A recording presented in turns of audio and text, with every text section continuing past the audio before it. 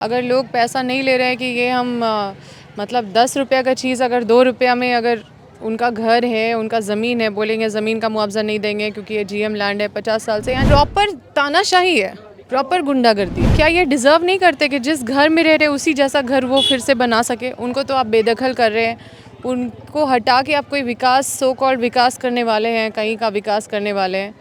तो जो विस्थापन है इसका मतलब सारा नियम को ताक पे रख के एनटीपीसी काम कर रही है। स्कूल तोड़ दिया जाएगा, लेकिन कोई स्कूल बनाया हुआ नहीं है कि यहाँ के बच्चे फिर कहाँ जाएंगे स्कूल में पढ़ने, कोई व्यवस्था नहीं किया गया। तो इनका कोई प्लानिंग नहीं है। ये बस स्कूल तोड़ेंगे, ये बस घर तोड़ेंगे, तालाब हटा देंगे, सब कुछ हटा देंगे, लोगों को नर्क में ढकेल देंगे। अब लोग माला जाप करते रहेंगे कि अब मेरा घर कब टूटेगा, कब हमको मुआवजा मिलेगा, और उसके बाद फिर वो कब उस पैसा से कहीं पे जो छोटा सा झोपड़ी कहीं बना के और फिर भीख मांगने वाला जीवन वो मतलब बिताने को मजबूर है। इनके मालिक जनप्रतिनिधि भी हैं, संसद में भी बैठते हैं। अब तो मतलब ऐसे ऐसे लोग जब संसद में बैठेंगे तो क्या ही मतलब लोगों का कल्याण कर पाएंगे, और नर्क में तब्दील होता हुआ आप साफ साफ देख सकते हैं।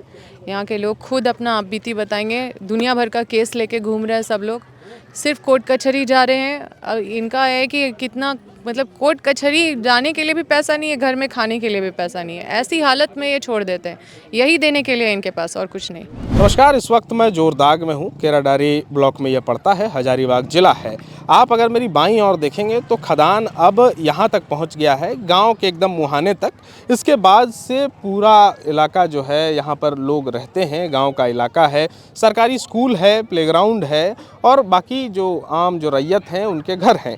अब जो लोग हैं यहाँ पर, उन्हें ये चिंता सता रही है कि अब खदान जैसे ही आगे बढ़ेगा उनका घर खदान में चला जाएगा।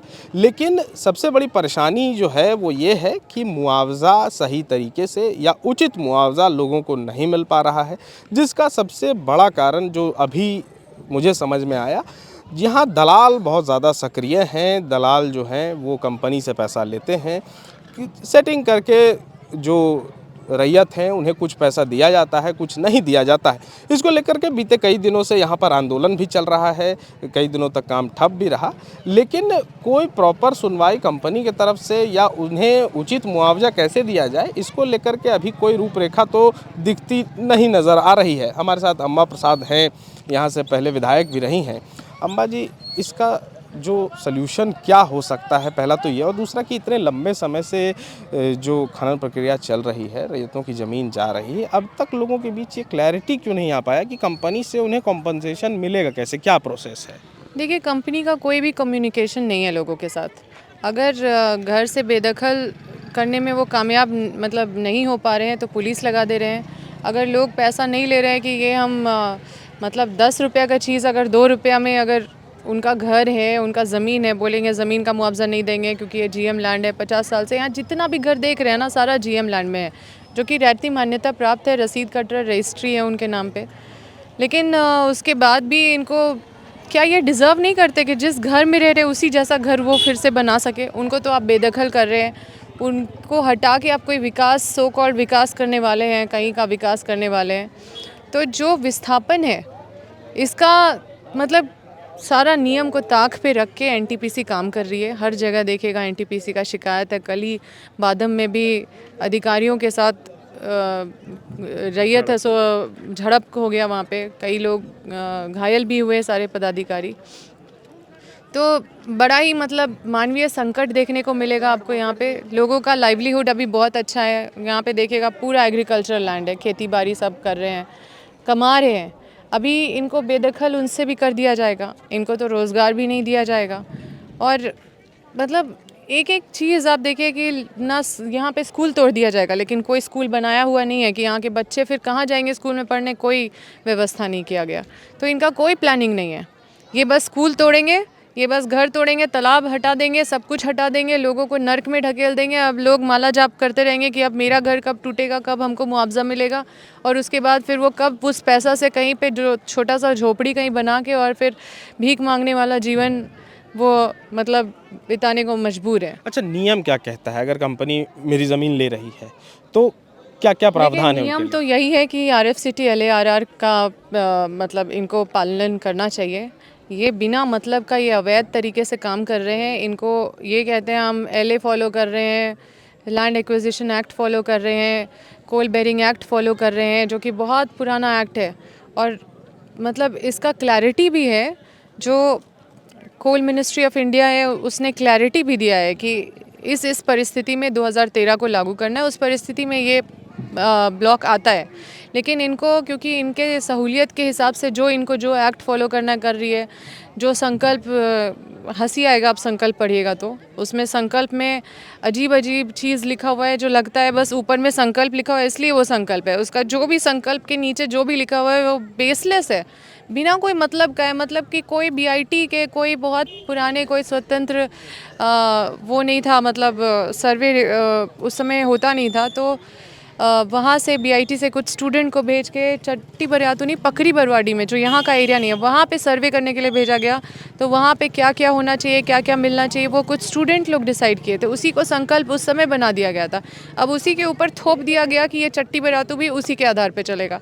यहाँ पे कोई सर्वे नहीं हुआ, यहाँ पे कुछ मुआयना नहीं हुआ, यहाँ के लोगों का जो मतलब स्टेटस है, जो इकोनॉमिक कंडीशन है, जो यहाँ के लोग जिस चीज़ में मतलब इंगेज्ड है, क्या काम कर रहे हैं, क्या चीज़ से जुड़े हुए हैं, कैसे उनका लाइवलीहुड चल रहा है, क्या क्या चीज़ है, मंदिर है, कई तरह की चीज़ें हैं, सब चीज़ को ध्वस्त करते करते बस आगे बढ़ रहे हैं। इनके पास कोई रिहैबिलिटेशन का, कोई पुनर्वास का, कोई नीति को पूरा ताक पे रख के इनका बस है कि कोयला निकालना है, बस आगे बढ़ते जाओ और कोयला निकालते जाओ। अच्छा, ये जो प्रोसेस है कि जिसका भी ज़मीन जा रहा है उनको जितनी भी तरह की सुविधाएं मिलनी चाहिए, या एक गांव है यहाँ जो स्कूल है उसे रिलोकेट करना है, या फिर जो पानी पीने की व्यवस्था है उसकी क्या व्यवस्था होनी चाहिए, ये सब कंपनी की तरफ से होनी चाहिए थी। कहीं है इस इलाके में? कुछ भी नहीं, एकदम नील मतलब ज़ीरो। आप अपने आप को उस जगह पे रख के देखिए, आपका घर है, पूर्वजों आप सदियों से जिस घर पे रहे हैं वो घर आपके लिए कितना मायने रखता है। उस घर से आपको बेदखल जब किया जा रहा है तो क्या आप डिज़र्व नहीं करते कि आपको एक अच्छा जीवन उस प्रोजेक्ट के द्वारा दिया जाए? आप उस इनफैक्ट आपको उस प्रोजेक्ट का शेयर होल्डर बनाना चाहिए। नौकरी भी तो हम ये भी नहीं कहते, हम तो चाहते, मेरा ये सोचना है कि उसको नौकरी भी, रोज़गार भी नहीं, उसको वहाँ पे शेयर स्टेक होल्डर के रूप में उसको वहाँ पे जगह मिलना चाहिए। लेकिन वो स्टेक होल्डर भी नहीं रहते, उनको नौकरी रोज़गार भी नहीं दिया जाता, उसको पानी भी नहीं दिया जाता, उसको स्वास्थ्य का कोई लाभ नहीं दिया जाता, शिक्षा का कोई व्यवस्था नहीं है। मतलब कुल मिला के मतलब इस तरह के लोग जो माइनिंग कर रहे हैं, इनके मालिक जनप्रतिनिधि भी हैं, संसद में भी बैठते हैं। अब तो मतलब ऐसे लोग जब संसद में बैठेंगे तो क्या ही मतलब लोगों का कल्याण कर पाएंगे। और इस तरह का मतलब इसको पूरा अगर देखें तो ये नर्क में तब्दील होता हुआ आप साफ साफ देख सकते हैं। यहाँ के लोग खुद अपना आप बीती बताएंगे, दुनिया भर का केस लेके घूम रहे हैं सब लोग, सिर्फ कोर्ट कचहरी जा रहे हैं। इनका है कि कितना मतलब कोर्ट कचहरी जाने के लिए भी पैसा नहीं है, घर में खाने के लिए भी पैसा नहीं है, ऐसी हालत में ये छोड़ देते हैं। यही देने के लिए इनके पास और कुछ नहीं। ऐसे तो जो मैंने गांव वालों से बात की, नियमित रूप से किसी को नौकरी भी नहीं मिल रही, जो मिल रही है वो 10, 12, 15 हज़ार की नौकरी है। कैसे? कोई प्रमाण नहीं है, वो नौकरी मत बोलिए उसको, वो भीख है, उसका कोई प्रमाण नहीं है। वो खुद नहीं दिखा पाएंगे कहीं कि हम नौकरी कर रहे हैं। NTPC तो खुद काम करती नहीं है, सारा आउटसोर्स कर देती है।